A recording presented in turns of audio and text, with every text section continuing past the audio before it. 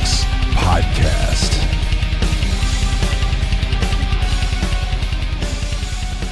Good evening, everyone. Welcome to this week's episode of the Necromaniacs horror podcast. How's it going, Jeff? It's going pretty good, man. How are you doing? I'm doing well, Nice. I hope everyone had a great Thanksgiving. We're recording, if you celebrate Thanksgiving. Hmm. Some international people do not observe this holiday because it's an American holiday. Good point. Yeah. We're recording this before the holiday, but you guys will be hearing this after the holiday here in the States. So I hope everyone who observes Thanksgiving had a great day with their families, etc. Yeah. Do you have any plans? Yeah, we're just gonna go up and spend the holiday with my mom. Nice. I'm gonna do the same thing for the first time in I think at least 25 years. Yeah, dude. That's I gotta be honest, dude. I'm looking forward to living closer to you guys because we're looking for a house. That's like a lot of my time has been spent doing that sort of stuff, house hunting. And yeah, we're gonna be closer, man, than I'm New Jersey. psyched. Yeah, we're gonna Yeah. be right off of 84 eventually. One of the things I'm very excited about being back on the East Coast is seeing most of my friends are on the East Coast and, New York, Boston, wherever. It's not that far. Yeah, totally, man. It's like you have to get on a flight. Yeah, exactly. Like, I'd fly back home for a week and try to squeeze in as much as I could, and you just can't get to everybody Yeah, in no, that totally. short amount of now. I got all the time in the world, and yeah, this is a something I've never done before. There is a road race in Manchester, Connecticut, uh, that has been taking place every year for as far as I can remember, and this year, for the first time, I will be running in it. Really? Holy shit, dude. Yes. I had no idea that that's something you did. It's not. I've never, I mean, it's a thing a lot of people in town participate in. You can walk it, you don't have to run it. Some people dress up, it's sort of like just a town tradition. That's fucking outstanding, man. I'm happy for you. Yeah, I'm pretty excited. I had to go to pick up my number yesterday, and the picking where you pick the numbers up was my old high school, which I hadn't stepped foot in 30 years. Oh, wow. And that was such a surreal experience. It was literally like being in a dream. Because you probably have always had that dream where you're like your current age now and you're back in high school and taking classes. Does anyone else have that dream, or is it just me? I've had similar dreams. Yeah. Yeah, it was just surreal. Like I was living my dream, and like I sort of veered off and was like walking down the hallways. I didn't know if I was supposed to, but I did. And I don't know. It was just very. I described it as, yeah, this was like walking through one of my dreams. Yeah, because I see my mom, fairly frequently, and I do drive by my high school quite a bit, and it looks completely different. Like it's been built out in certain places, and Yep, same. Yeah, yeah, yeah. And I came to the thought most of those teachers probably dead now. that's the heaviest thing, dude, to think about. Because like, this time of year in the holidays, you get very nostalgic, and Yeah, yeah, and I remember like even when I was in college. Like one of my favorite English teachers was older when I was in high school, and I remember it was like holiday break with college, and I was home and I went to the library, and I ran into my old English teacher there, and even back then she's just retired, so now she's probably long gone, man. It's sad.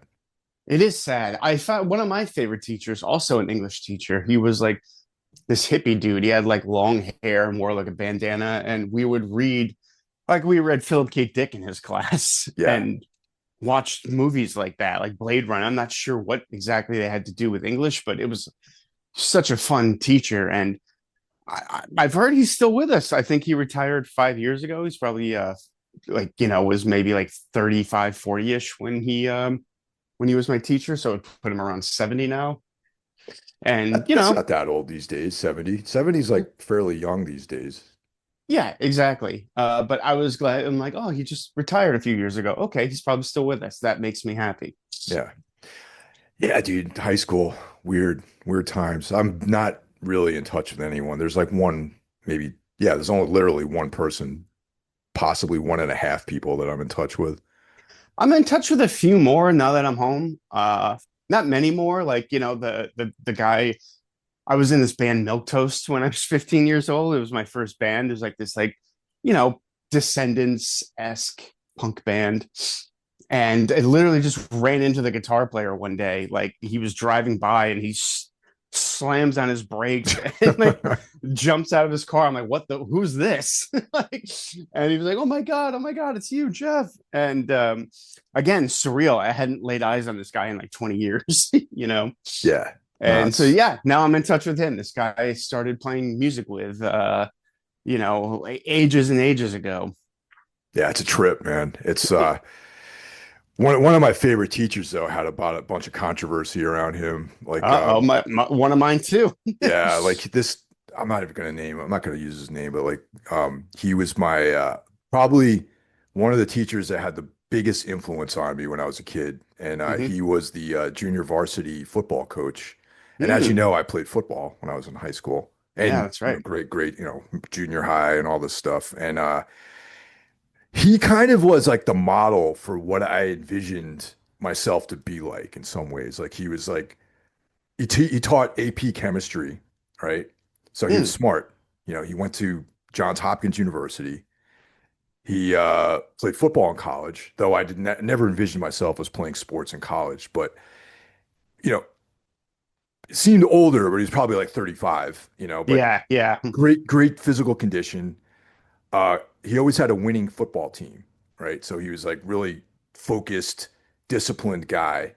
And when he ran a football camp in the summer, and I used to go do the summer football camp with him, and he'd come down to the weight room at school. We lift weights together and all this stuff, and it's all tell you about, oh, you got to do squats, you got to do deadlifts for strength and power and all this stuff, and Right. then like shortly after I graduated high school and I was in college, this big scandal came out where he was like involved with one of the female students and left his Mm, wife and then got married. So, so say he was 32, she would have to have been probably, let's see, 10, like 16 years younger than him.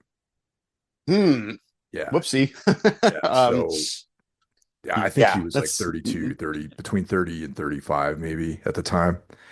So yeah, his just whole career and life just went downhill after that, obviously. And it was yeah. just really, really sad because like he's someone that like I really, really looked up to. You know what I mean? Yeah, I've talked to several people who have a very similar story about someone from that they admired in high school, a teacher or whatever, getting involved in something like that. There was something similar that happened here too, where a teacher I really liked would kind of, if I saw him out, we would talk and everything. Like apparently, same thing, slept with one of his students. Yeah, dude. Dude, And you're not supposed to do that. It's yeah, probably a bad idea, and it's also kind of against the law. So you know, it's very much against the law, yeah. definitely. Yeah. Fucking dark, man. But these are the thoughts you have like around the holidays. At least I do. Oh, me too. I always get that weird seasonal sort of down feelings, especially now I'm back home, experiencing how I experienced it as a kid. The weather, the lights, it just, I don't know, it brings back all these like strange feelings of childhood and to mixed emotions, I'll Yeah, say. no, definitely. So let's give a shout out to our brethren, the horsemen of the podcasting apocalypse. Kicking everything off every other Monday, we've got Brandon Legion's Horror Wolf 666. Up next on Tuesdays, we've got Into the Necrosphere, brought to you by Jackie Smith, the greatest extreme music podcast in the land. Wednesday, we have Everything Went Black, which I bring to you guys on a weekly basis. We also have Iblis Manifestations by the great Cheyenne of Trivax. Thursday, Necro Thursday, that is. For you guys, it's Necro Thursday. We have the Necromaniacs Horror Podcast plus day one of Soul Knox brought to you by Carl Hikara. Friday, Spitball Media comes at you. Saturday is a day off. But Sunday, Carl returns with day two of Soul Knox. And that's a full week of content for you guys. Hell yeah. Yeah. Have you been watching any cool movies or reading anything or getting into any cool music or anything like that recently? Well, I continue my descent into 90s. The last couple weeks, I've been listening to Sunny Day Real Estate a lot, a band I'm sure you don't give a single fuck I about. fucking despise that band, dude.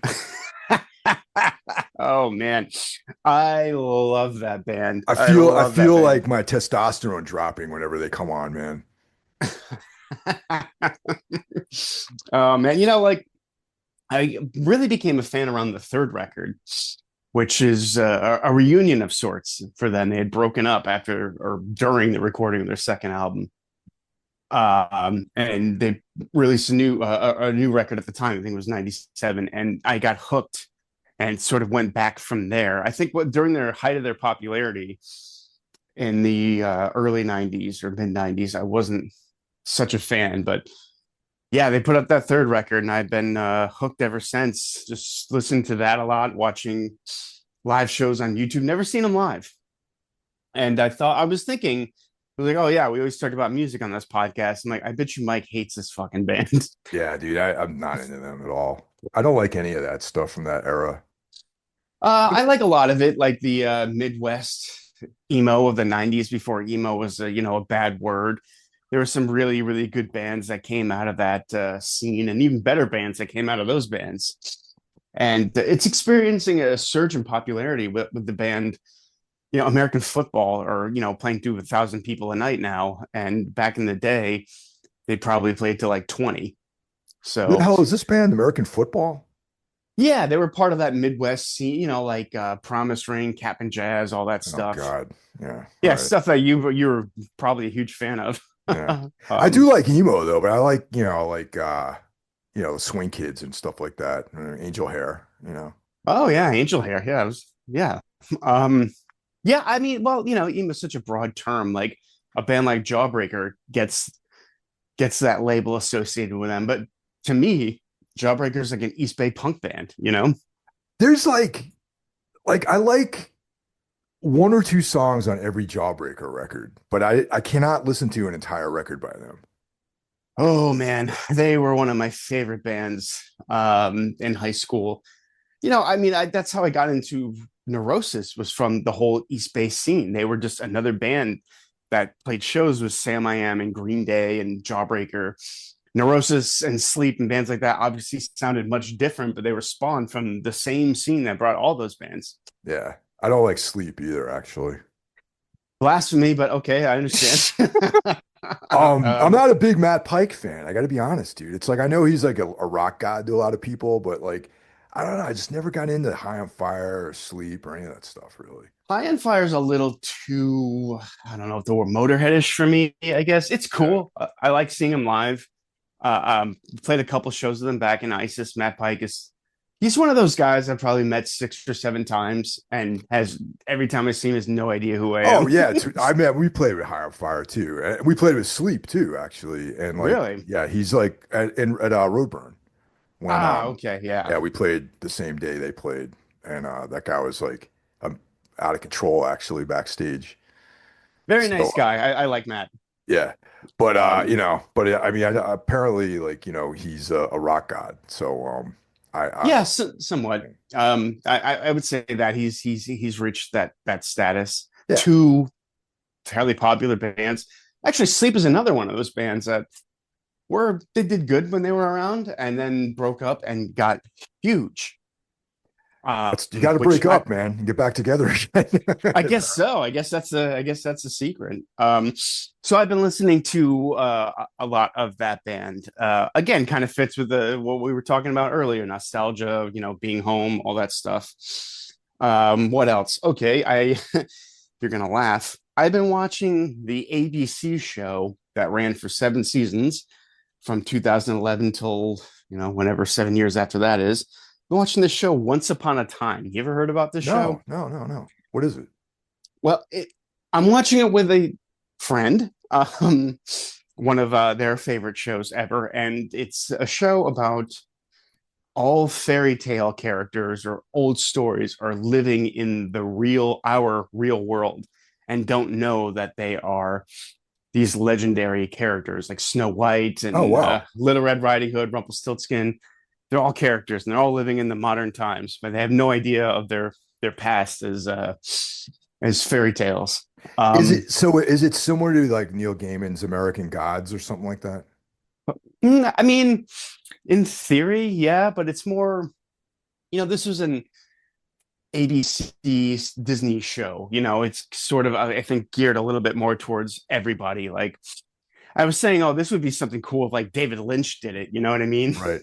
um, but as it is, I wasn't really looking forward to watching it. But I agreed, like, yeah, sure, I'll watch that. And I find myself getting kind of into it. It's probably something that most people listening to this would scratch their heads at. Like, why would you fucking watch that? But I've been really enjoying it, and I just finished the first season, and there are six more to get to. What are And you watching it now? Like what's platform? Blu-ray. Oh, okay. So you get, oh, interesting. Okay, cool. Also, it has Robert Carlyle, the great Robert Oh, Carlyle, okay. as Rumpelstiltskin, who is, I mean, he's a great actor, man. Like, I'll watch him in anything. Yeah, I'm interested, I'm intrigued by it. I wonder if it's streaming anywhere. Um, if I had to guess, it would probably be on Disney Plus, Okay. which I don't have. I don't have that either. But watching it physically, the Blu-ray, this big Blu-ray box set, I'm enjoying it, and I recommend it. I think it's something that probably your girlfriend or female friend would want to watch. I like stuff like that though. I mean, it sounds Yeah, cool. yeah, I'm a big softie. Yeah. And that's about it. I haven't been just Sunny Day Real Estate and the show Once Upon a Time. That's all I got. What about you, man? As far as like, I haven't really been, it's for some reason the last like couple of weeks, my schedule has just been so packed with like work related shit. And like, as you know, I'm trying to find a house. So we're like, on the house search, it's, Yeah. there's a lot of stuff like that going on. But uh, I saw something on YouTube about 70s TV that went too far. Okay. Ooh.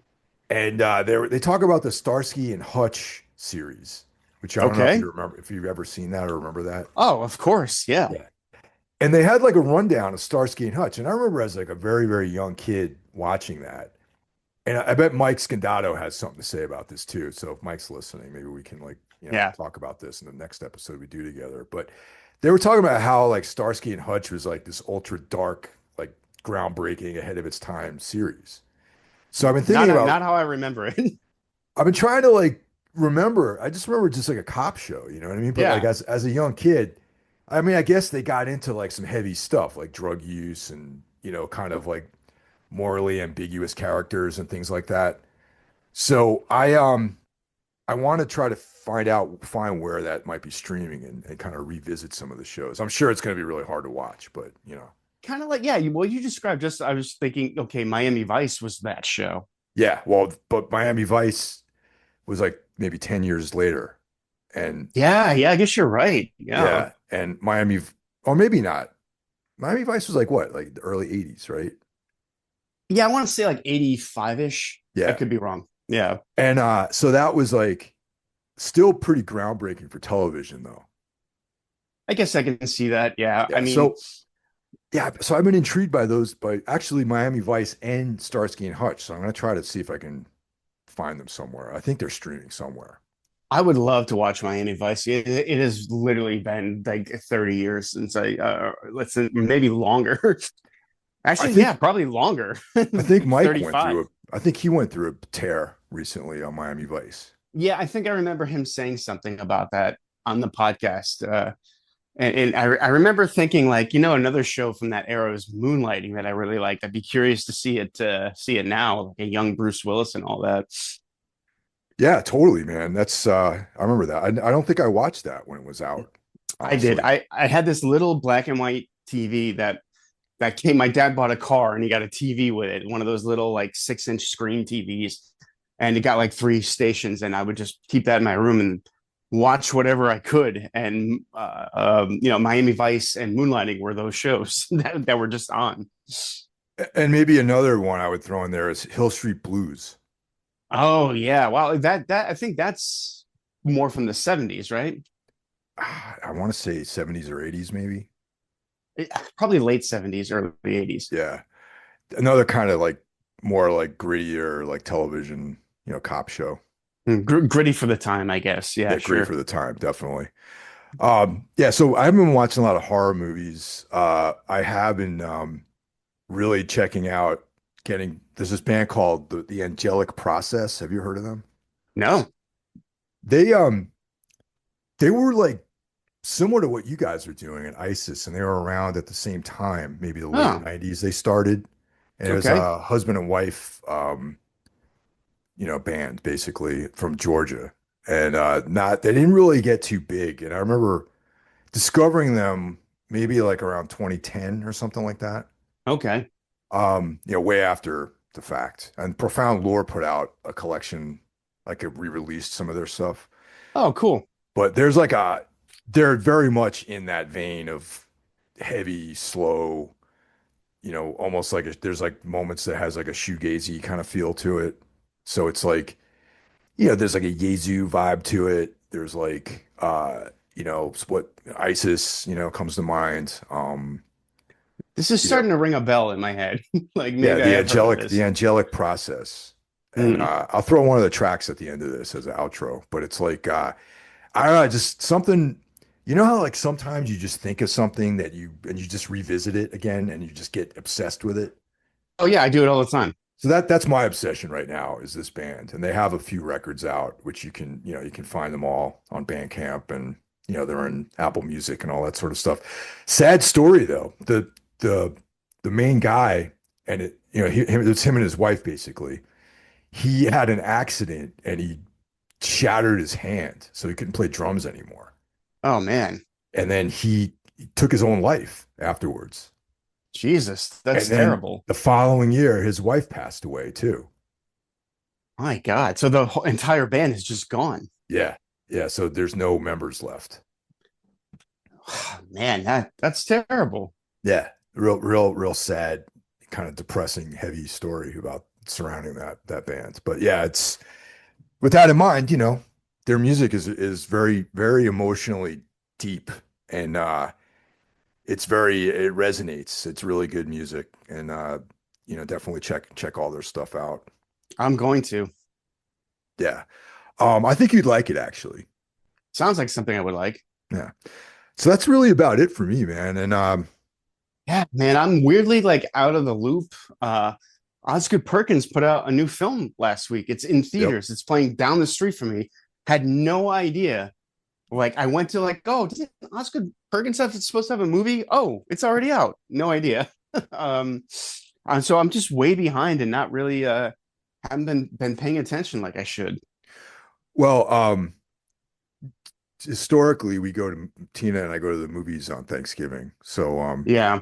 there's we're gonna be in my mom's hometown and there's a theater in the town that just reopened and probably gonna go see if that's playing. God, Or yeah, things have such a short span in theaters now. It's like a week, 2 weeks, and then you can rent it. yeah, so that's something to keep in mind. Yeah, I'll see if it's playing there. But I like going to the movies. I still enjoy going to the movies, but I feel like I go less and less as time goes on, and it sucks. Yeah, Keeper, that's the name of the movie, right?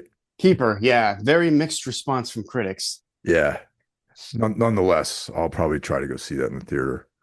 Yeah, no, I'd love to. I'm an Osgood Perkins fan. As much as I didn't love the monkey, I Mm. still thought it was watchable. Yeah, And he's done films in the past that I loved, so, enough to keep me very interested in seeing this new one. yeah, yeah. So we have a caller this week. We So if do. you guys, if you guys want to call us, you can reach us at 908-913-0782. And this is Braden from Vancouver. Hey, Necromaniacs. This is Braden calling from Vancouver, Canada. Just phoning to recommend a few movies and see if there's anything that you guys have seen or what your thoughts are. I recently, because it popped up on Amazon Prime, ended up watching Ilsa, She-Wolf of the SS, which is ironic because right after I watched it, I saw her little cameo uh, in the new Ed Gein series. First episode. I didn't make it past the first episode, to be honest. But with Ilsa, I don't know. I was trying to be open-minded to, I knew it was going to be sleazy and pretty trashy, but I just thought it was lame. But it turned my mind to a movie I had seen before. I remember enjoying a lot more, which was Men Behind the Sun. Which is, I'm almost afraid to rewatch it because it's pretty rough. But I remember it being, for what it is, pretty well done. And kind of in the exploitation, just not afraid to go there with certain scenes and subject matter, but also pretty true to, I guess, the historical events it's inspired by. I'm not sure if you guys have seen that one, Men Behind the Sun. And then another movie that's come to mind, it's an old favorite of mine that I figured I'd bring up is movie from the early 2000s, Reign of Fire. Which I grew up with it. I always loved it, and every once in a while I'll rewatch it, and it still holds up for me. But it sort of takes the post-apocalyptic framework and applies it to dragons, which is kind of weird. But so it's futuristic or near future post-apocalypse where dragons have just destroyed everything, and it's got Matthew McConaughey and Christian Bale, and it's got this really grim, pretty cool setting and look to it, and I think the dragons are handled really well. It's almost horror, I think. It's got more of an action bent to it, but it's got some pretty suspenseful, horrific scenes and set pieces.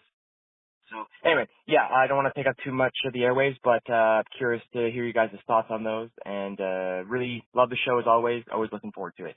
Thank you. Bye. Thanks for calling in, man. Appreciate hearing back from you. Um, so yeah, a bunch of those films you mentioned, I've seen. Hmm. So Ilsa, She-Wolf of the SS, which is, kind of a classic exploitation film. Yes. Very dated, super sleazy. So I don't know. Did you see, have you ever seen that? Some time ago, yeah. Yeah, Not enough to really remember too much about it. I've never really felt the need to rewatch that, honestly. Right. So Yeah. yeah. Yeah. Um, and yeah, dude, honestly, I agree with you about the Ed Gein show that's on Netflix. I just can't get through it, man. I tried watching, we tried, Tina and I, she loves true crime, so it's like it Hmm. was right up her alley, but we started watching it, and about 20 minutes into it, she was like, "Are you into this?" And I'm like, "No." We and we never went Yeah. back to it. It seems like I think everyone I work with has watched it. They all seem to like it, but when I talk to people who are more into these kinds of things, horror and true crime, they're telling me that it's terrible. And I like the Yes. other two seasons of the show a lot. The Dahmer one I That was thought good. was really, really good and just really intense, man. And there's so many like parts of that just like like I watched that, like that came out like pretty much during the pandemic, sort of, right? Kind of like, It did it. I seem to remember that was post pandemic, but well, I wasn't out in my isolation period at that point when I watched it, okay. so it was very much in this like insular, like weird world that I lived in where I was not talking to people very much, and I remember watching that and just being really affected by it. Yeah, I do think that show does sort of really dip its toe over the line into exploitation in some aspects. I can see why people have a problem with it, especially in the second season. What was Um, the wait, there was, what seasons were there? There was like the Dahmer one, and then there was another one, right? yeah, the Menendez brothers. Oh, I didn't see that one. A lot of you should see it for yourself, but I think it kind of comes up with its own theories and ideas about the way things happen that aren't how they happened at all, allegedly. I don't know. It was quite controversial when it came out. I did enjoy watching it though. Yeah, I'll have to play around with that one. I You know should. Tina wants to watch that, so maybe we'll check it out. Men Behind the Sun. Uh, I got into that film way long ago, man. That's a video Miami VHS bootleg for me, man. Back in the day, there was like that. Back in the '90s, there was in the back of like Deep Red or something like that. I found this like ad for this thing you can send away for a catalog and order bootlegs basically copied onto VHS tapes. Hmm. And Men Behind the Sun was one of those films that I Oh, ordered. okay. Yeah, just reading the description and reading about the movie, I ended up watching it. And it's like, have you ever seen it? No, no, I've never seen. I don't think I've even heard of it actually. Very brutal and unsettling. It's a sort of like I would say it's not really a pseudo documentary because it was based on actual stuff that happened in history. It was these like human experiments that went on in a Japanese prison camp with Chinese prisoners. And Hmm. it's pure exploitation. You know what I mean? Hmm. And very brutal film. Uh Okay. it's something that maybe you watch once and that's kind of it, you know? Sure. Yeah. I can tolerate that stuff less and less the older I get, though. Yeah. Back around that time, I was searching for like the most extreme shit though, and that was one of the things that like I ended up finding. So, Well, be careful what you look for, I guess. yeah. Well, like, yeah, we're of the age now where like that stuff doesn't really. I don't know. It doesn't really quite affect you the same way as it does when you're younger. Yeah, exactly. Like it can stay with you. Whereas like now, I don't really have the stomach for it. I don't really No. search it out. I don't like even just you talking about it. I'm like I should check that out, but I probably won't. Yeah, I don't even know where you'd find it. Maybe, probably on a VHS tape somewhere. And I'm sure it's out there somewhere. Yeah, I'll let you can borrow it from me if you want. Oh yeah, there you go. Yeah. Um, yeah, even like extreme horror like writing, I'm not into, or even any extreme horror films. Like I remember a couple years ago, me and Mike did Found, which was like a very extreme film. And I think at the end, even in that episode, we kind of were like, you know what? I don't think either of us are really into this kind of stuff anymore. Yeah, yeah, You know? I remember that. Yeah.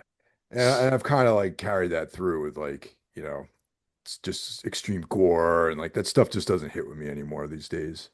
Yeah, like if the French extreme thing came about now, I don't think I'd be into it. Whereas Well, like back then, it was still like I was like, yeah, I want more of this. the French extreme stuff is a little bit different though. Like for example, Martyrs is like there's like an emotional, conceptual, existential part to that, which I really I mean, I still don't want to watch that movie again, really, but like it's one of my favorite movies.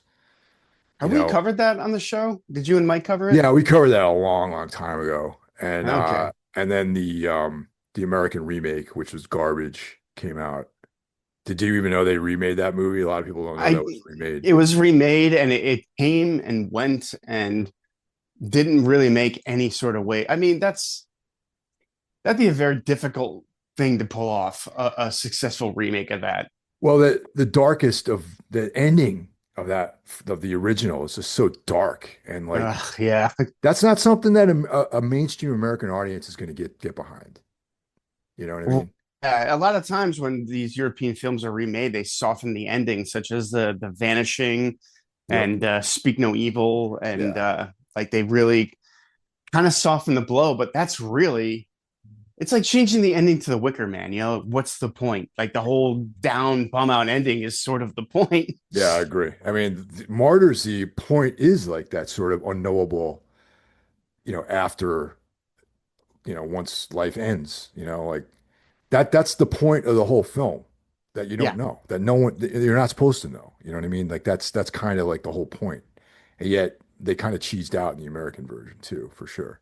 of course. I'll never see the American. I'll Nah, dude. probably never watch the French version again. I just can't think of a scenario where I'm going to want to watch that movie. That profoundly affected me, let's say. Yeah, dude, it's a fucking heavy movie, man. I remember I watched that like in the afternoon, and like when the first time I saw it, I rented it, and and it was like it just seemed like darker outside when I went outside. You know what I mean? It was like the sun wasn't shining the same way when I after that movie. You know what I mean? Totally. That happened to me when I saw Requiem for a Dream for the first time. I rented it and it was during the day. It was living in Boston and I just went for a walk and it just seemed like everything was terrible and the Yeah. sun was never going to come out again.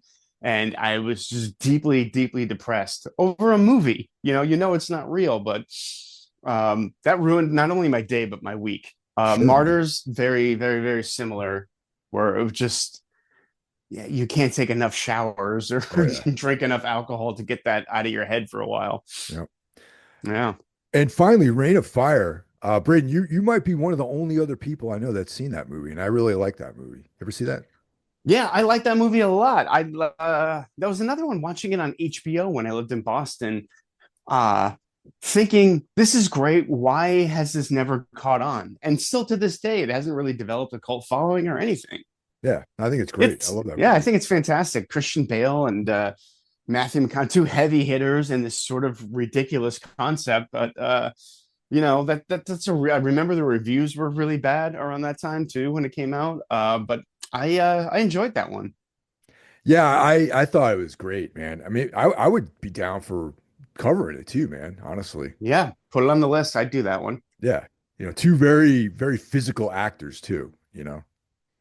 Yes, this is like the mad methods of Christian Bale. Really giving his all to that role too, even all the way back then. I think that was before he was Batman, I think, Yeah, or maybe definitely. somewhere around the time. I can't quite remember. Like he definitely wasn't like a big name at that point. Right? Yeah. Yeah. All right, man. So thanks for calling, Braden. And so on to the feature film of this week. Seems fitting to be doing this one with all we've talked about. Nostalgia, childhood. Yeah. This is a kind of the perfect movie for that. Yeah. Serpent and the Rainbow. So Yes. directed by Wes Craven, who we all know from Last House on the Left, Nightmare on Elm Street, People Under the Stairs, Scream 1 through 4, you know. Um, Yes. and we lost Craven in 2015, unfortunately. Yes. Yes, Yeah. we did. Um, Screenplay by Richard Maxwell and A.R. Simone, and based on The Serpent and the Rainbow by Wade Davis. Hmm. Originally, this came out February 5th, 1988, 98 minutes long. So, yeah. Yeah. This the book is a account of Wade Davis's experiences over in Haiti. Yep. So the movie is quite different. Yeah. I haven't read the book. I have it. Oh, yeah. I think I might want to read that at some point. It's not after revisiting this movie. I have had it since I've seen this, since I was 12 years old. I've had this book. Right on. Pretty cool cast in this one too. We've got Bill Pullman, very young Bill Pullman Yeah. as Dr. Dennis Allen. We've got Kathy Tyson as Dr. Marielle Duchamp. Zakes, I think I'll pronounce his name, Zakes Moke as D'Argent Peyfro. And this guy has been in a lot of stuff. Okay, do you recognize this dude? Oh yeah. Yeah. He's been in a bunch of stuff. Usually plays a bad guy Yes, if I'm always a remembering. villain, man. Like he was in Oz, he was in Outbreak, he was in Richard Stanley's Dust Devil. Have you seen that movie? Oh God, yeah. Yeah, great. That's a fun one. Yeah. Yeah. And we lost him back in 2009, so he's no longer with us. Wow, he's been gone that long. Yeah. Paul Winfield as Lucien Saline, and we lost him in 2004.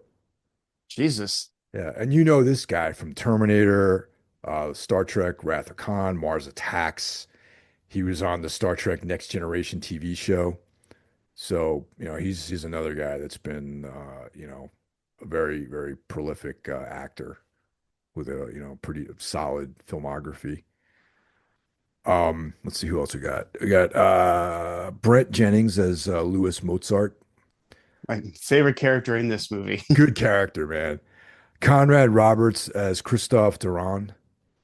Alita Mitchell as Celestine Durand. And then a slew of other people who are kind of like, supporting characters. Yeah, big cast in this, a lot A lot going of on people. Yep. in 98 minutes. But before we get in the movie, like, what about you mentioned Wes Craven's body of work before? What are your thought? Were you like a big Wes Craven fan? Were you No. like waiting for the new Wes Craven Nope. film anytime one came out? Yeah, No. No. Wasn't. yeah. I, It's kind of weird, isn't it? Like this guy's yeah. made so many horror movies, but yet he feels like a director for hire more than an auteur. I agree with that. Last House on the Left, actually, obviously that was like for me his signature movie in some ways. That was That like, and probably that or Nightmare on Elm Street. well, I mean, for me it was Last House because that one was like very much like a one of a kind film. You know what I mean? Yeah, especially for the time. Yeah, Yeah, for the time, actually. Nightmare on Elm Street, I'm not the biggest fan, honestly, of that franchise. Like the first film was good. yeah, Um, it incorporated a lot of interesting topics that I read about later in life after seeing this film that I thought was cool, like the whole dream, the dark men that show up in the dreams, like shadow people and all that sort of right. stuff, which are things that he was trying to incorporate into the movie. Um, but not a big Freddy Krueger fan. And I think Freddy Krueger could be a real terrifying character, but I feel like that movie really didn't hit with me. Yeah, I love the first Nightmare on Elm Street. Not again, nostalgia plays a big part in that, but most of the sequels are not very good. And I was kind of excited about that being remade because, like you said, Freddy Krueger, great character, can do a lot. It can make him really scary, and that dropped the ball in a big way. But I agree. Last House on the Left too is also a product of I want to make a film. What can you do with hardly any money? A horror Yeah. film, and Yep. that's how Wes Craven got started in the genre. And he seems to have been stuck there ever since and trying to get out of it. Yeah. Uh, he was trying to get away from horror when he made this film, which is interesting for a few reasons because it has a lot of kind of horror cliches going on. But it's funny he chose this as like I don't want to be a horror director anymore, and he makes I know this. it's a horror film, really. I mean, it's Oh, it totally is. straight up horror film. And what makes it interesting though too is that it's like the sort of old school zombies, like the voodoo zombies. Yeah, like something like honestly, you really don't see much of that, No, if not at anymore. all, since the Yeah. yeah.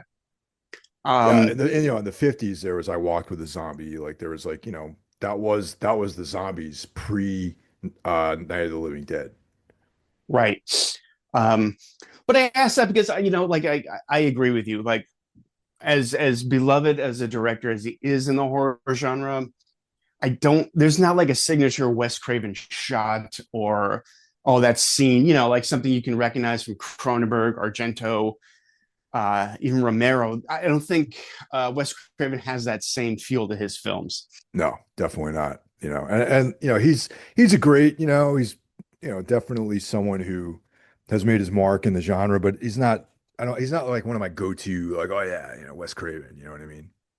Right. Exactly. Exactly. So I was curious about how you felt about him, like legend, or were you a Yeah. fan? Yeah, Yeah. I acknowledge him, but not, not that like. I agree, and I found the Scream films to be very overrated. Yeah, I've told you guys how I feel about all that stuff. It just wasn't my cup of tea, really. Now, the first one was cute, but after that, not so much, really. Almost feels like made for TV. Almost like I can't explain why. Like just something about the way it looks. I just feel like American horror in the late 90s, with a few exceptions, or throughout the 90s, with a few exceptions, was kind of dead, really. And then that sort of tongue-in-cheek, ironic horror was like what was going on, and I just wasn't into it. Because throughout the 90s, there was like Jacob's Ladder, which came out in 90. There was like Event Horizon, which came out in the late 90s. There was like a few bright spots. But I was really getting into more like European horror throughout the 90s. Like Right. that's when I discovered like all the Italian stuff and like giallo films and Japanese, movies, like, Asian films. And then in the late 90s, all that French stuff started. That's when it started coming out. But I didn't really get into the French stuff until after the turn of the century, though, really. Yeah, probably similar for me. Yeah. Yeah, because that was really, really hard to find in the States. And then I forgot, I think it was Dimension Extreme or whatever started releasing all those films in like 2004 around that time. Yeah, or if you happen to live in an area that had a really cool video store, which I mean, some people just had Blockbuster, and Blockbuster Yeah. wasn't carrying that shit. No, no. It was like very hard to get distribution on those films. Right, right. Yeah. So yeah, Serpent and the Rainbow. Um, Yeah. so there's it's primarily this takes place in Haiti, and there's this guy Christoph who dies. There's a pretty cool scene where they show him dying, like on the deathbed there. And these doctors are doing all this. They're sticking a needle basically in his eye, and he's Hmm. unresponsive, and they declare him dead. And then there's a this is like sort of the prelude to the actual film, and they go through a whole funeral. I think it's during this scene where you see the voodoo Baron Samdi, the guy with the top hat. Yes. Yeah, Yeah. so that's a very it's a Christian burial, but there's a lot of Santeria elements in this, which I think is really cool. Like there's Baron Samdi, who's also connected to Alegua, who is a voodoo Santeria uh, deity, and Baron Samedi, it's Baron Saturday in French. Samedi is Saturday. So for some reason, Mhm. it's called Baron Samedi. Is this death motif that comes up. So he pops up throughout the film, and it's that guy that's also part of that little cop organization. Yeah. And a guy wearing a top hat is something you would see in, Brooklyn in like 2004. There's something cool about top hats in general. Yeah, sure. Yeah, Yeah. Um, yeah, that's a great little intro to the film. And I will say, I mean, like this was filmed on location in Haiti. And I was thinking it would be probably impossible not like what could be a stand-in for Haiti if you didn't film it there? You know what I mean? yeah, no, exactly. It's very much has that same sort of, you can feel the location really. So there's as this coffin is being lowered into the ground, you see Christoph's eyes open and you Mm. see a tear roll down his cheek. Okay. Yeah, so there's like this implication that he's obviously not dead. And this fits in with the whole voodoo zombie folklore where they're actually just kind of controlled by someone. It's not the flesh-eating corpses that we see in from 1968 onward after Romero made Night of the Living Dead. Right, exactly. And apparently this is somewhat real, which we'll get into more. Yeah, Um, but then we cut to about 8 years later, and we meet the protagonist of the film, Dr. Dennis Allen, who is a stand-in for Wade Davis, the writer of the book. yeah.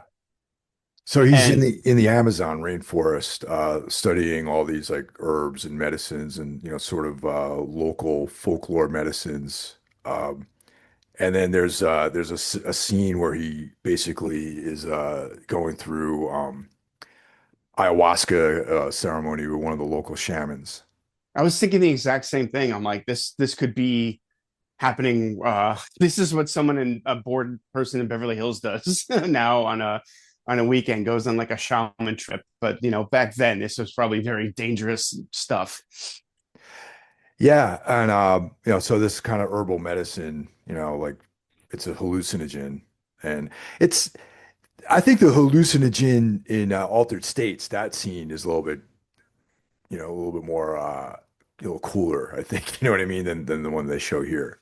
Yeah, I mean, well, that's Ken Russell for you. Then, but I gotta say, like the hallucinations and all those scenes in this film are really effective. Especially when I saw this for the first time at 12 years old, it really had a effect on me. Yeah, And, so there's a lot of there's all sorts of well, there was like the sacred cross. What the fuck is it called? Carlos Castaneda. Anyway, there's books written about like ayahuasca experiences and religious mm, imagery and the sacred mushroom and the cross. That's what it is. And they talk about Christian imagery coming from hallucinogenic experiences and, religious in general being sort of based with shamans who take these journeys through the use of herbal hallucinatory drugs. And that's kind of like the connection to the spirit world. Do you have any interest in ever having one of those experiences? Yeah, I think so. Yeah. I think so too, but in reality, probably not. um, I mean, I've had like really intense experiences with hallucinogens in the Me past, too. Yeah, yeah, me too. but like as far as like the whole ayahuasca thing, I don't know about how trusting I am of my paranoia, I think would probably affect everything.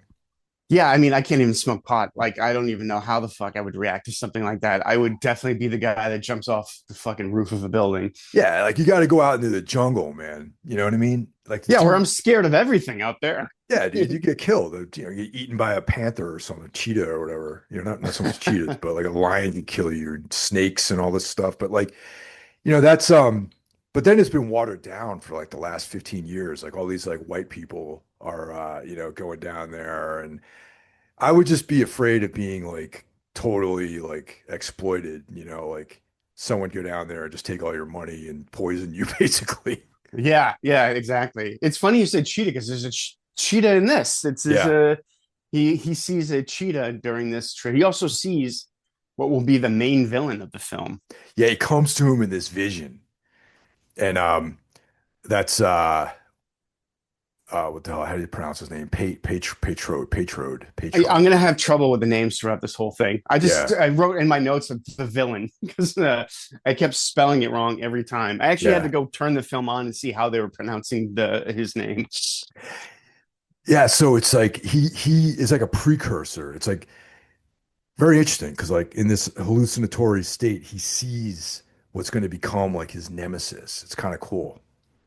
Yes, and what will also be somewhat his, I guess I was supposed to take from this, his spiritual guide is this cheetah because he gets lost out there in the Amazon and he finds his pilot dead, which for the life of me, I couldn't figure out why they killed the pilot Yeah, or who killed the pilot.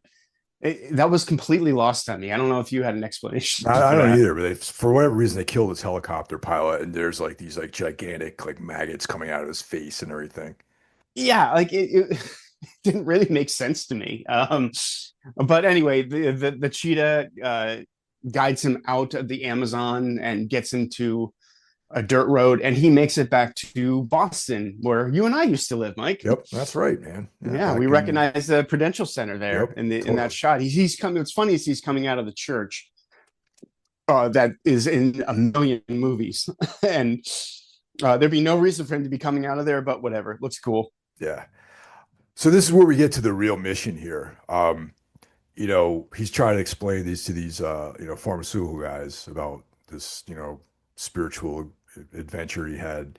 But they're like, all right, look, whatever. We just want to make a drug that we can use, for this anesthetic. But there is that one guy, um, one of the pharmaceutical guys who is kind of aware of what goes on down in the Amazon.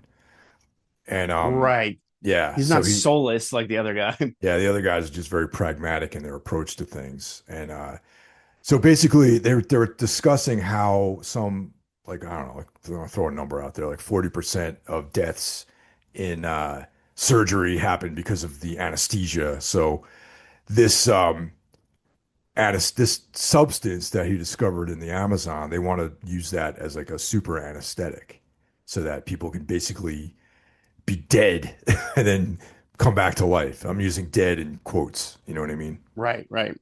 Yeah. And I guess this aspect of the film is somewhat true. Wade Davis was an anthropologist. He was doing research for new medicines and things like that. The film doesn't focus too much on the pharmaceutical people. They're very much background characters. Not a lot of fat in this movie, if you really think about it. They get right to it. I appreciate that. It's It's very streamlined. yeah, probably I would say this is probably one of Craven's best works, really. Oh, I think it's his best. Yeah. Yeah, Yeah. yeah, totally. Really, really tight, goes through everything. You get all the information you need to know, and then now he's back in Haiti trying to get his things together here. Yeah, they you get to Haiti very quick in this film, and just like I said before, this being filmed in Haiti gives the film so much atmosphere and color that I don't think you could get having if you film this on sets and backlots and maybe tried to pass something off as like Haiti. I don't know what you could pass off as Haiti, but I'm sure it's been attempted. Yeah. So he has a contact down there, and that's where we meet Dr. Marielle Duchamp, and they find Christophe, the guy who's like allegedly been reanimated, and he's alive basically, he's alive straight up, like he just He's got dreadlocks now, though. he's got dreads. Yeah. Yeah. He has clearly been through a terrible experience. He appears like he's basically like homeless and sort of stalks the streets and the graveyards at night. Yeah, he chills and he's like, I belong here. But they find him in the cemetery. Yeah, yeah. Great acting by everyone in this, actually, Yeah. but especially the people portraying the Haitians. I thought they all did a great job, and this guy playing Christoph did really well, good stuff. Yeah. And this is where Alan meets Patrode in real life. Because he's got this band of goons that are cops essentially. And he's confronted by him and his tough guy goon squad. And he kind of warns him that he's like, you should, get the fuck out of Haiti, basically. Yeah, well, at first, like they're at some sort of like ritual. We meet. There's also like the Paul Winfield character who's sort of like a good voodoo priest. Well, yeah, a little bit about that. There's it's Santeria itself is not good or bad or evil or Right. whatever. It's like it's how people you know, if there's like the black magic version of it, and then there's like the more you know, general religious aspect to it, and like Petro obviously is going down the path of the darker side of things, trying to control people and but um Santeria basically is the uh local religion crossed with Christianity. So Right. there's like to hide the practice of the religion, they used saints so that it would come off, be disguised as Christian, but it's actually still, kind of what happened in England, really, if you think about it. Like when the Romans came and bring Christianity to England, they kind of halfway absorbed Christianity, but they still kept their pagan beliefs, and that's kind of what happened down in the islands. There is a lot of Christian imagery in this. Yeah, yeah, definitely. Um, But I like this scene where the villain sort of interrupts this ceremony or whatever. yeah, People are dancing and happy, and he shows up, and this like dark cloud forms over everything. Not literally, but like he just taps his spoon onto a glass, and things start to go wrong. Effective scene again, like setting up this villain who I don't think says a word in this scene at all. He's just a menacing presence. yeah, and that's where um,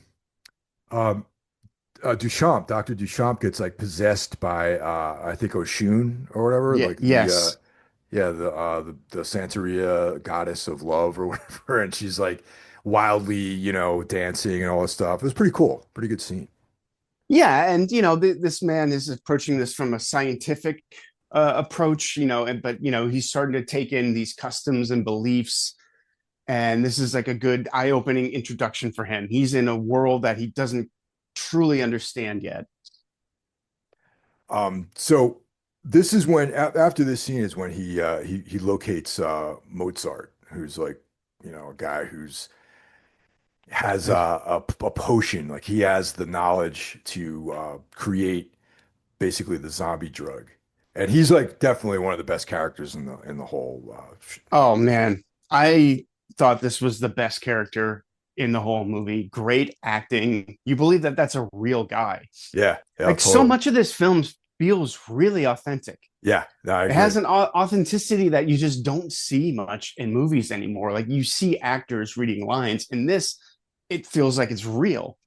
the settings, like, he goes to see him in this bar that Mozart owns, and there's like, a cockfight. And you can see like, the actors like sweating. You can tell like this is really hot. You soak in all that atmosphere. And I really liked how Mozart is like this friendly guy, big personality, laughs a lot, but clearly a sinister dude. Like he's got Yeah. some ill intent going on. He's kind of a shisty dude. He really just wants money. And you know, he saw an easy mark in this character, Dennis Allen, like, oh, you're looking for this is powder. I got some right here, Yeah. and he wants Dennis or Allen wants proof that the powder works. So they give it to a goat, and Dennis Allen kind of slyly marks the goat when people aren't looking. Be like, all right, show me this goat tomorrow, and if it's alive, I'll give you your. Well, I think they ended on $500 for this powder. Yeah. But then it gets jacked up though. But yeah, to a Yeah, thousand. well, yeah. Then that's when he is, he's getting warnings. He finds like a pig dead, strung up in his room, and so again, he knows he's playing with things he probably shouldn't. That's kind of the takeaway from this whole thing, really, is like, some things maybe you shouldn't open certain doors to walk through.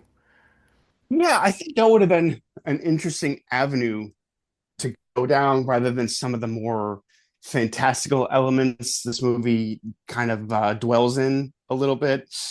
I do like the supernatural overtones to it. It goes wildly off the rails later on in the movie, which I'm sure you probably agree. Yeah.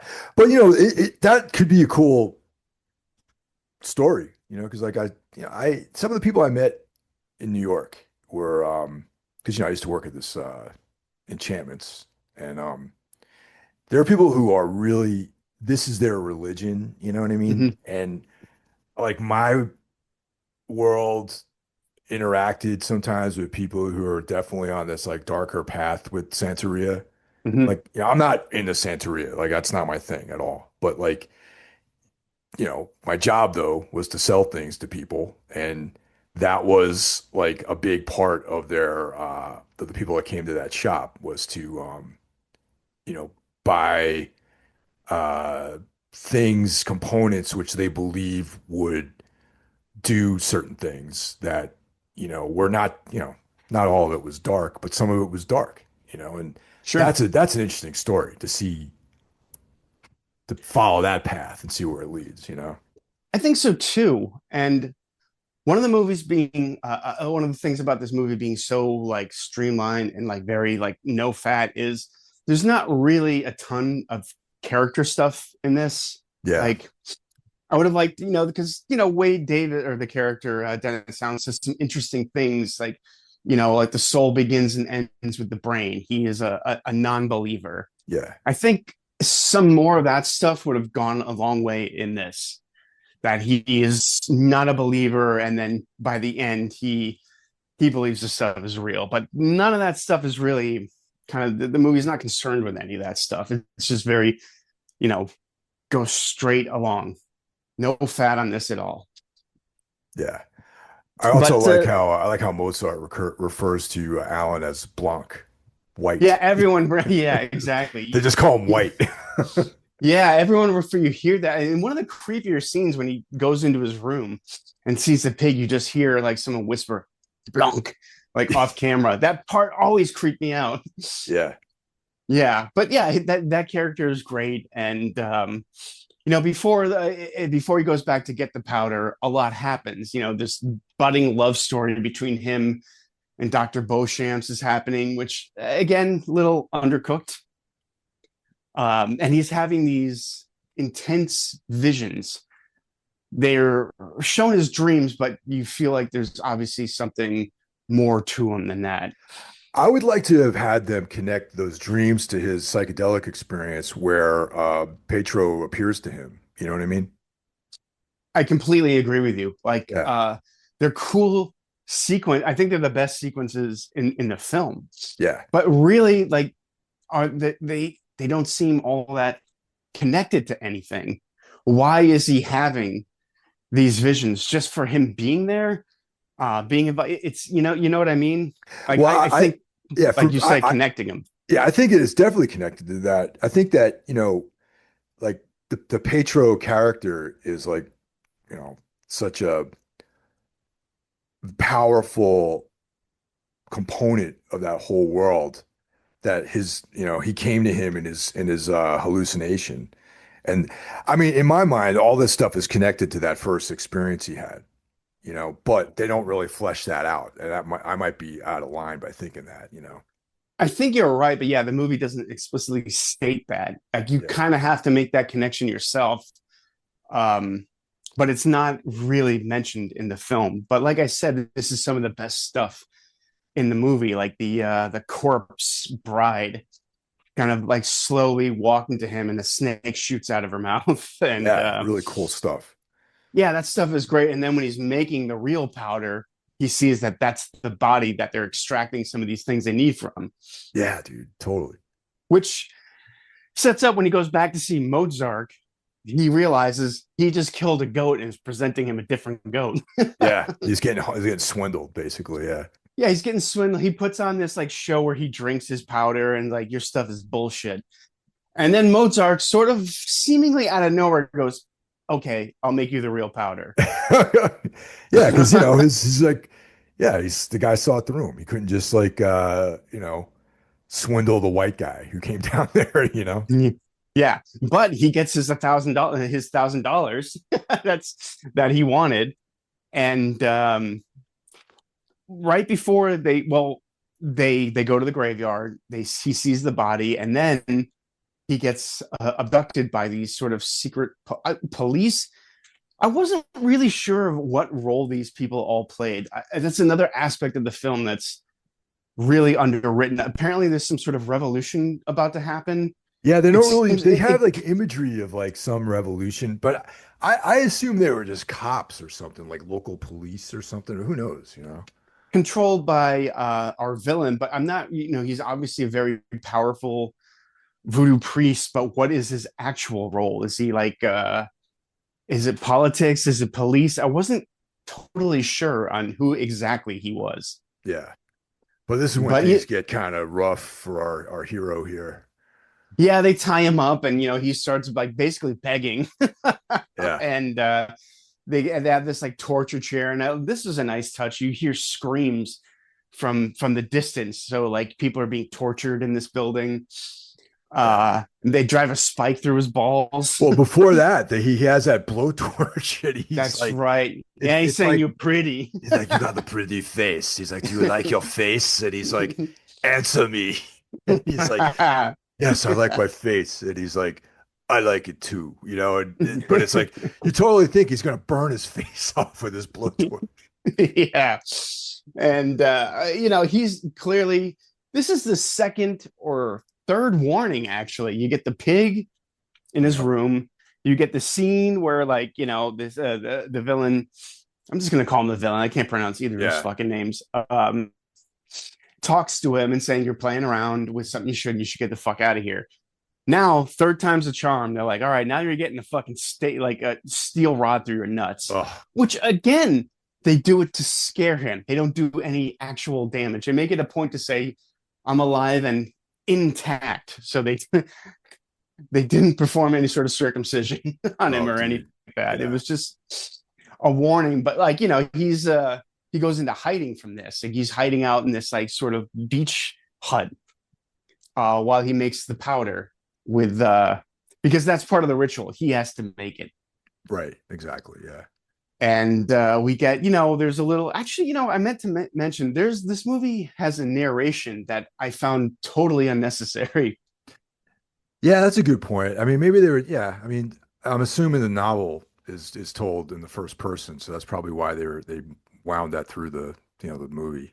Right. I think at some point someone, Wes Craven or whoever could have been watching, like, we don't need this narration. Like, it doesn't quite explain anything that you're not already getting from the film. But yeah, that's a good point. Yeah, hey, whatever.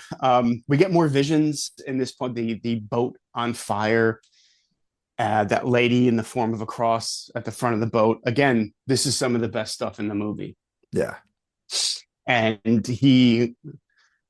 his little beach house turns into a coffin, starts to fill with blood. Uh, really scary stuff. And Petrod is there looking down on him. So now this guy he's been affecting his dreams, but now more so. He's letting him know that he's there. Like, I'm Yeah. doing this to you. Yeah. And we learn also that Petro is the guy who's turning everyone into zombies, who turns all of his enemies into zombies and steals their souls. Right. Yes. So yeah, he's not a good guy. Yeah, so um, he has Kristoff's soul and all this stuff, and he's controlling, and there's a moment where Kristoff is saying how he's being made to do horrible things. yeah, like that doesn't you wonder what because it's not really shown. And Kristoff helps Dennis Allen, so he's not doing a very good job of controlling Kristoff. Yeah, I mean, I want to read the book for this reason too. Maybe there is some kind of like, like I don't know anything about the book. I just know the movie, so it's interesting to read it. Well, none of this stuff with the secret police is a thing. Oh, okay, all right. Petrarch is not even a character in the Oh, book. This is all completely made up. oh shit. All right, so okay, all right, there you go. Yeah.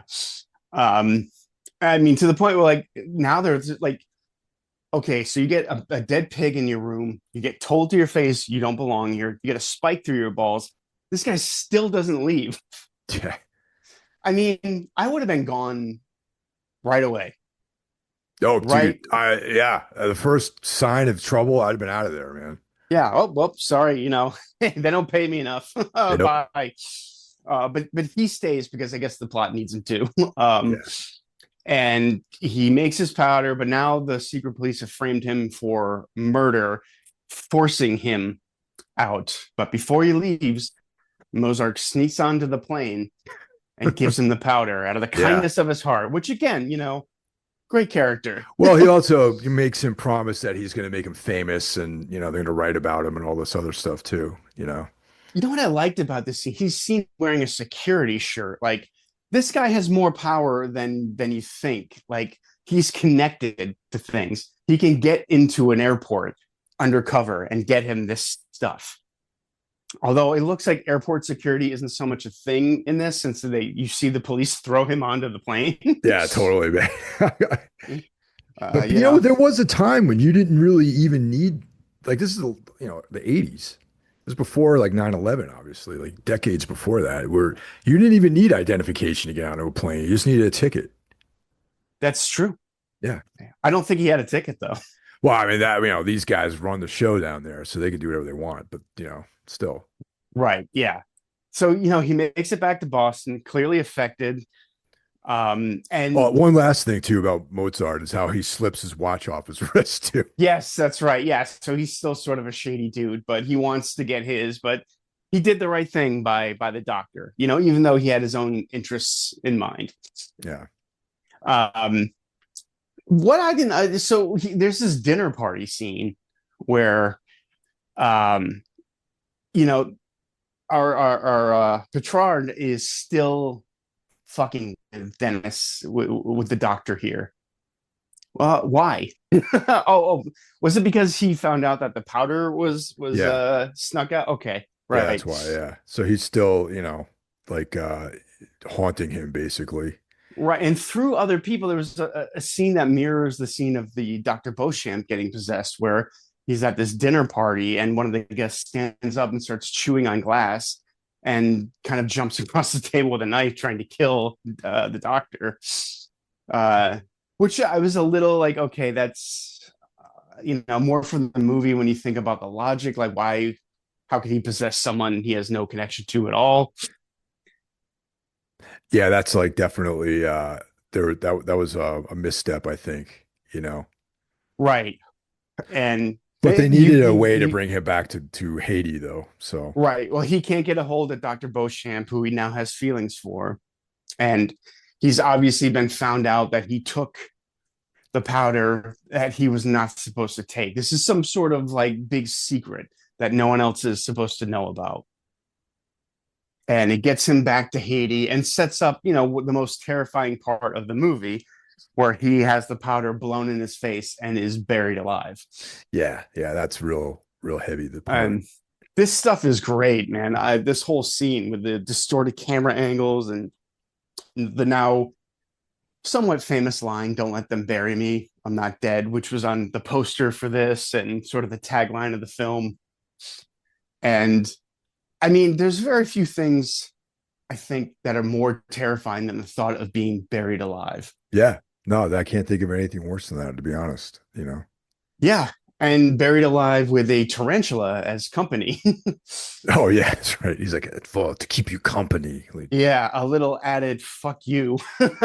um, and just knowing it's going to happen. But we learned that this powder takes 12 hours to wear off.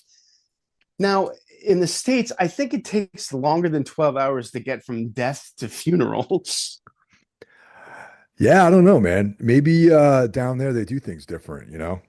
Yeah, well, it's clearly like he's pronounced dead, and he shows up. It's like, no, no, no. Well, we've handled the arrangements. We got this. Well, maybe like in Haiti they don't do like embalming or something like that. Maybe there's like, before they try to hustle the body into the ground so he doesn't start decaying. Right? Yeah, maybe. But either way, they need him in that coffin, and I really like that when he wakes up, you just see a black screen for like a full minute Yeah. and hear him screaming. The only mistake I think they make in that scene is they cut away to show an empty graveyard. I don't think they should have cut away from that blackness at all. I think it Yeah. just should have been that and slowly gets lighter as Christoph is digging deeper to get to him. Yeah, it's that part was really cool. Yeah, it was like effective in a way that most Wes Craven movies aren't, I guess. Like it was just, you're just there. I imagine seeing this in the theater, pitch black, and all you hear is the screaming, and it leaves you to imagine what that feels like to be buried alive. It's haunting, it's disturbing. Yeah. Um, Unfortunately, the movie right at this point completely flies off the rails for me. I Yeah, mean, this is when we get into all the really hardcore like supernatural stuff, and this is it's where it yeah. doesn't quite work. No, I mean, at this point, he is unearthed, and there is some sort of revolution taking place where people are sort of rioting in the streets and throwing Molotov cocktails and madness and pulling down signs. And I don't know where any of that came from. It's not set up very or at all Yeah. um, throughout the film. I And mean, this could have been like the movie Sorcerer, oh, where by Freakin'? yeah, like where like the revolution plays like a huge part of the backdrop of that film. They could have done that in this film, I think. Yeah, I think so too. I mean, 98 minutes, it's not long. A few extra minutes sort of setting that up would have gone a long way. Yeah. And I mean, this ending is just, I mean, it ends with like this fist fight out of like an 80s action movie where people are being thrown against walls and Yeah. and Well, he flying through the gets air. Alan gets possessed by the cheetah spirit too. They show that. Right, which kind of cheesy, Yeah. if And I'm there's a being there's a honest. point where he's like, "I don't need this shit." Remember he says that Yeah. he's like smacking him around and he's like, "I don't need this shit." Yeah, and he's like, "Yeah, fuck you." Yeah. Like it's deeply silly. And then I mean, yeah, our villain gets burnt, but he comes back, and now Dennis Allen has all these supernatural powers where he's controlling things with his mind, and he's moving chairs around, and he controls the spike to go through his nuts, and then he's Yeah. dragged down to hell. It comes out of nowhere. It is absolutely absurd. And then the Dr. Beauchamp just comes into frame like, "Hey, you okay?" Yeah. The It was, nightmare is over, she proclaims. yeah, like, oh, glad that's over with. You want to Yeah. go have dinner? Um, I mean, it just sort of derails what is a really good, like, sort of believable movie that turns into just extreme silliness in the last like 10 minutes. Yeah, dude, the ending, the wrap up is real sloppy, I think, in this one. What would you think of the ending where it's just him in the coffin screaming. The end. Well, I thought so. If I were, maybe if I'd written the script, it probably would have ended like that. Yeah, yeah. I think that almost seems like the natural conclusion this movie is supposed to come to. Well, if you think about that ending, it makes way more sense because he kept like ignoring all the warnings. So Right. there's like a whole like, okay, fuck around and find out ending. It's like I think that is probably the more logical end to this movie. Yeah, and clearly a much darker ending. Maybe, I mean, who knows? In a different world, that could have been the ending. But Yeah. instead, we have this sort of tacked on. It almost feels like a studio note. Like we can't end the movie like this. You might be right about that, because like I was saying before, like especially like they like happy endings in the United States. Yeah, and this is somewhat of a happy. It just sort of ends. Like Yeah. all that stuff happens, and they walk outside. The end.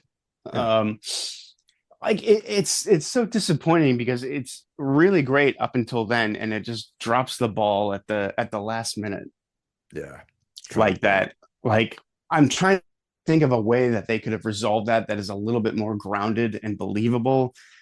I mean, I know it's a movie about voodoo, but it's a real thing. um, I just think that there's a million other endings they could have gone with other than this one.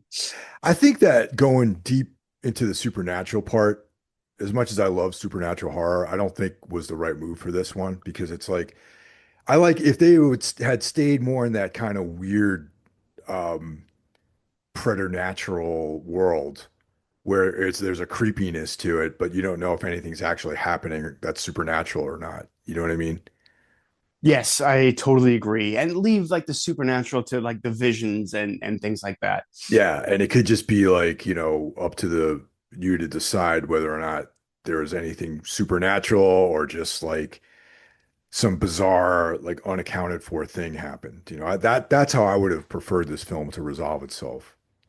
Me too. And I do like watching it now as an adult, I do see as like the ending may have taken place in his mind Yeah, because she doesn't see the ground where where Petrard went into or anything. Like maybe that was some sort of battle in his mind, but I don't know. It still comes out of nowhere and it still isn't really explained at all. yeah, like the execution of that scene wasn't the best. It wasn't as strong as the rest of the film. Right, exactly. And unfortunately, it's the big ending. Like to drop the ball at the very end is just so disappointing. Yeah. And I loved it when I was 12 and didn't know any better, but as an adult, it doesn't work so much. So what do you give it? Well, I give this a 4. Yeah. Okay. Yeah. I give it a 4 as well. I was thinking that too. As much, even though the ending is a little messy, the rest of the film is great, and this is by far Craven's shining achievement, really, if you ask me, aside from maybe Last House on the Left. I completely agree. A lot of that rating is nostalgia. I loved this as a kid, but like really, I think this is Craven's best movie. I mean, it's packed with atmosphere and has some really haunting imagery in it that has stayed with me all this time. And like up until the ending, it's pretty great. This would be Right a on. 5 had it not been for that ending. Yeah, yeah. If they'd have maybe changed things a little bit around, like we were saying, it would definitely be up in that realm, I think. I don't hear a lot of people talk about this movie. Even when Wes Craven is brought up, this is not one of the films that usually people seem to mention. It's always Last House, Scream, Nightmare on Elm Street. Yeah, Scream rates way at the bottom for me, honestly. I agree. I think this is his crowning achievement as a director, and it seems like a sorely overlooked movie. Well, there you go. So Yeah, everyone go out and check this out. I don't know if it's streaming anywhere for free, but I don't definitely, believe it is. I watched my DVD copy. Apparently, yeah. there's a great Blu-ray of this out there that I do not have, but will be purchasing soon. Yeah, and it's worth the rental. I think you can rent it for like $3 or something Yeah, like that. probably. I would imagine so. Yeah, so definitely go check this out. It definitely gets a thumbs up from us and let us know what you think. Yeah, please do.